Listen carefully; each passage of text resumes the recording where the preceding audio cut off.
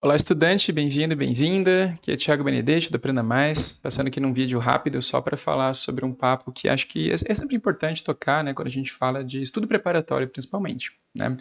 Aqui no Aprenda Mais a gente fala sobre desenvolvimento e capacitação para estudantes de todos os segmentos.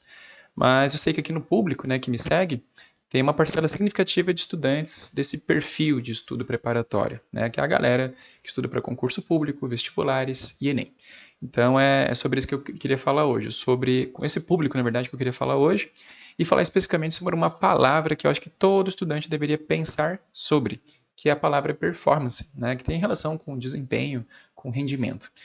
E quando a gente fala de performar em alguma coisa em contexto de estudo, né, tem performances que você precisa ter mais ali, né, em mente, que você deve perseguir, né, que você deve considerar, que você deve pensar de vez em quando. E aí eu fiz aqui um rabisco no quadro, vou trazer aqui para você dar uma olhada nisso, só para a gente conversar sobre isso e eu te dar ali algumas coisas que eu acho que é importante você guardar para pensar, tá? Então, deixa eu abrir aqui meu quadro, vamos falar sobre isso aqui, ó. Seguinte, quando a gente fala sobre performance, né, eu acho que todo estudante deveria parar para pensar nisso aqui de vez em quando. Então, performance tem a ver, né, basicamente com você performar, com você ter um desempenho em alguma coisa. E quando a gente fala de performance, claro, é num sentido positivo, de ter um bom desempenho, né, enquanto estudante. Só que aí vamos dividir, vamos quebrar isso aqui em segmentos aqui. Quando a gente pensa em performance ou rendimento, vamos falar de estudo, né? Ou seja, você tem lá uma performance, um desempenho enquanto estudante, né? E aqui o que entra aqui? Aqui nesse estudo a gente fala, né, de desempenho de estudo no sentido de quê? De quanto tempo você leva, se você tem consistência, se você está procrastinando, se você faz o que tem que fazer, se você tem um planejamento, se você tem clareza sobre as etapas que você tem que fazer, que você tem que cumprir, se você consegue ter, né, bons recursos para estudar, se você consegue cumprir seu tempo de estudo e fazer né, e cumprir dentro desse tempo as metas que você estabeleceu, tem a ver com o teu desempenho enquanto estudante no geral, certo? Se você parar para pensar hoje, você tem uma boa performance de estudante, se tivesse um campeonato de estudantes, você seria um estudante finalista, você seria um estudante medalhista? Pensa assim, certo? O que tem num campeonato de estudante? Não sei. Vamos pensar que seria uma espécie de, sei lá, Olimpíada de Biologia, Olimpíada de Matemática, alguma coisa assim, como já existe, certo?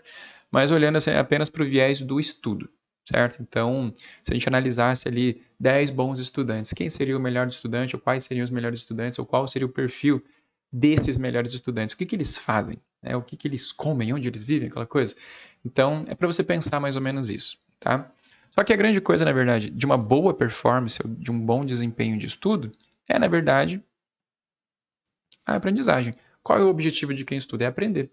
Então, qual é o teu desempenho de aprendizagem? Né? Se você passou 2 horas estudando, bem estudado, com boas técnicas, com boa estratégia, você passou 2 horas aprendendo? E isso que você aprendeu nessas 2 horas, daqui 3 semanas, você vai lembrar ainda 100% de tudo que você estudou? Então, a tua aprendizagem, se a gente pudesse botar ali uma maquininha no teu cérebro e olhar para o quanto que a tua aprendizagem acontece, será que você estaria hoje num bom desempenho? Será que você está cuidando da aprendizagem, das coisas que você aprendeu e que você andou estudando? Será que o teu estudo está se revertendo e convertendo em aprendizagem?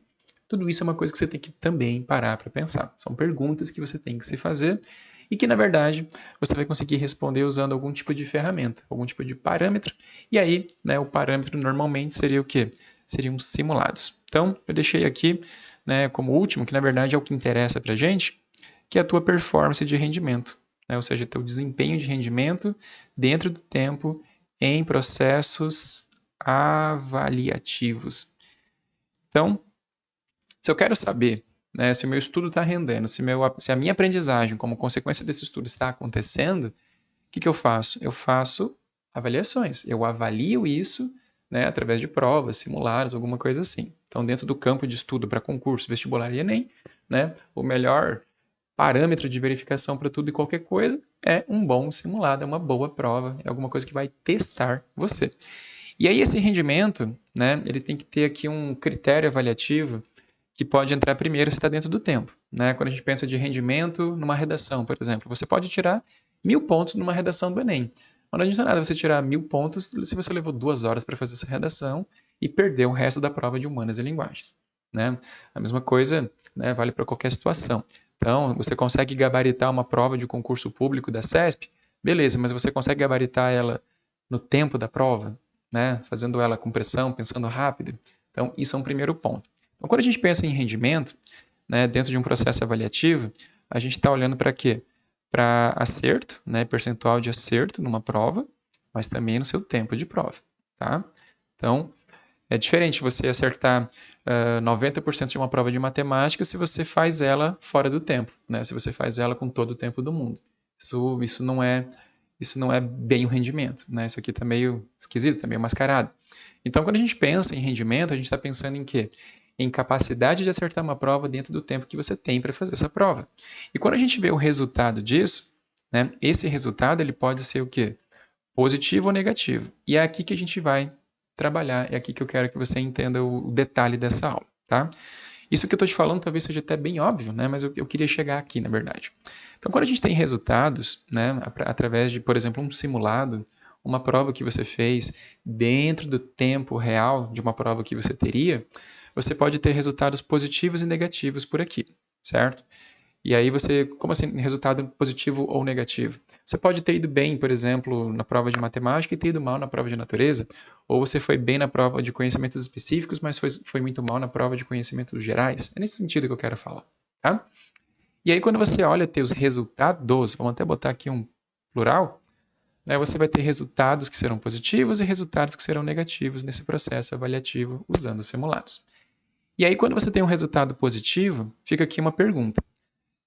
Aquilo que você está bem, vale a pena você masterizar? Vale a pena você investir tempo e continuar ficando cada vez melhor? Vale a pena ou faz diferença na tua vida você ser muito bom naquilo? Ou se você já está ali numa mediana razoável para ter um bom resultado, já está bom, certo? Então, resultados positivos tem duas interpretações. Você tem que pensar assim, se está bom, mantenha o que você está fazendo e melhora se você achar que ainda tem que melhorar, se é algo que realmente vale a pena masterizar. O que é masterizar?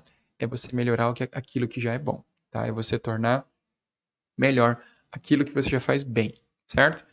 Agora, a grande coisa aqui é você ter ciência e consciência dos seus resultados negativos.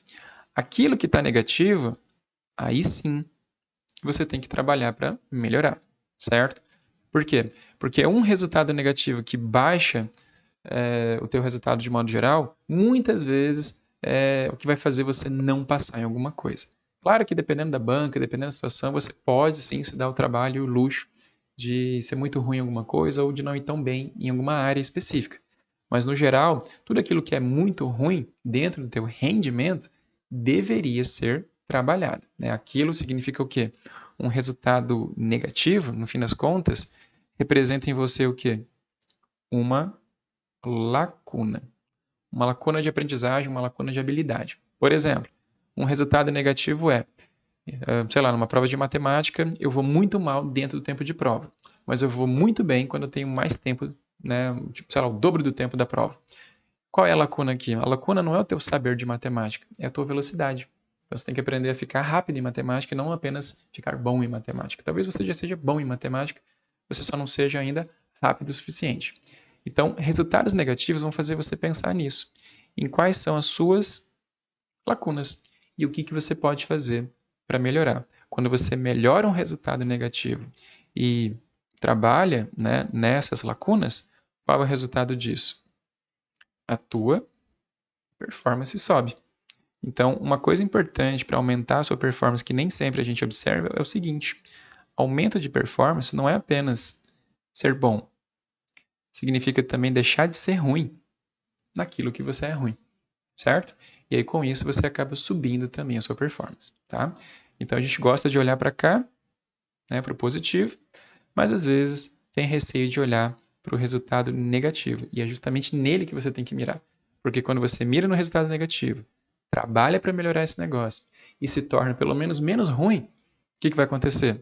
A sua performance, o seu resultado, o seu desempenho como um todo melhora também, tá bom? Então isso aqui é só uma lógica que eu vejo que muitos alunos não percebem, né? Essa coisa da melhoria pela via negativa e a forma como isso tudo afeta, no fim das contas, a sua performance geral, tá?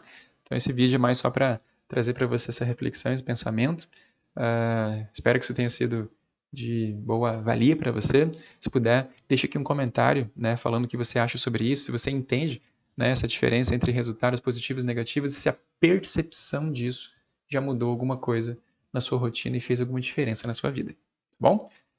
Se puder, deixa um comentário. Não esquece de compartilhar esse material aqui também com outros alunos, outros estudantes que precisem, talvez, ter essa pequena sacada.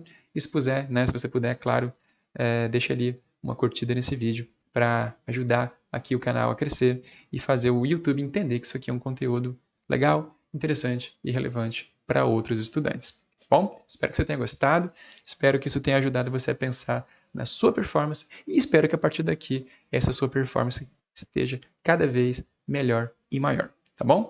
Então é isso, a gente se vê num próximo vídeo. Até mais!